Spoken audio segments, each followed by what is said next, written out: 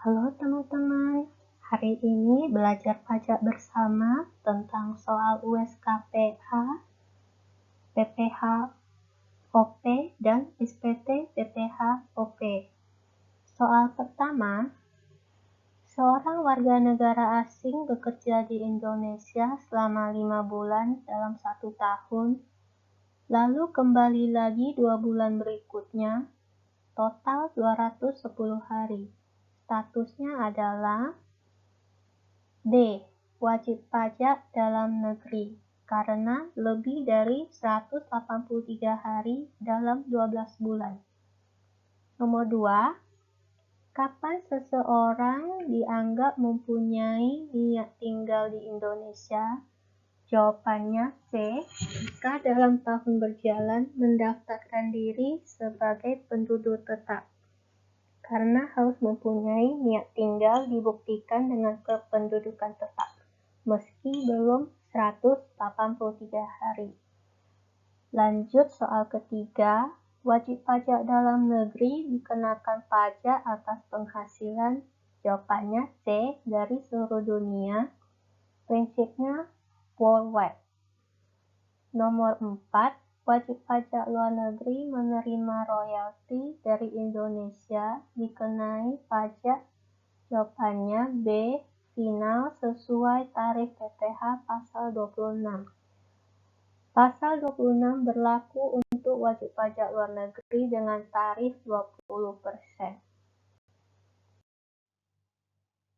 Kewajiban pajak subjektif wajib pajak dalam negeri dimulai pada C. Saat memenuhi kriteria domisili atau niat tinggal, yaitu saat orang pribadi bertempat tinggal atau berniat tinggal di Indonesia atau badan yang didirikan atau berkedudukan di Indonesia. Nomor 6. Kewajiban pajak subjektif berakhir jika B. Pindah domisili ke luar negeri selamanya, karena status subjek pajak orang pribadi dalam negeri berakhir jika pindah ke luar negeri untuk selamanya. Nomor 7. Badan internasional dikecualikan sebagai subjek pajak apabila B. Menerima dana dari negara anggota dan tidak menjalankan usaha di Indonesia.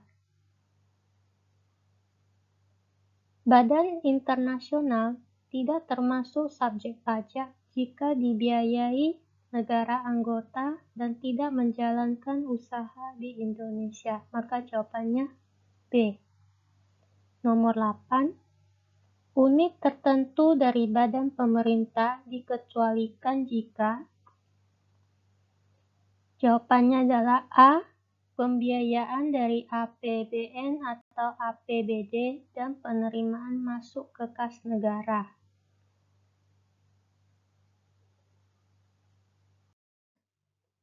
Soal nomor 9, hibah kepada keluarga saudara dalam garis lurus. Jawabannya bukan objek pajak. Hibah kepada keluarga saudara dalam garis lurus 1 derajat dikecualikan dari objek pajak. 1 derajat dalam garis lurus artinya hubungan langsung ke atas atau ke bawah. Ke atas maksudnya orang tua, kakek, nenek. Ke bawah yaitu anak, cucu. Jadi bisa orang tua ke anak atau anak ke orang tua contohnya. Oke, lanjut soal nomor 10. Mana yang termasuk penghasilan menurut Undang-Undang PPh? Jawabannya adalah C. Tambahan kekayaan dari hadiah undian. Hadiah undian termasuk objek pajak PPh pasal 4 ayat 2. Lanjut nomor 11. Biaya perjalanan dinas tanpa bukti memadai termasuk A. Perbedaan tetap.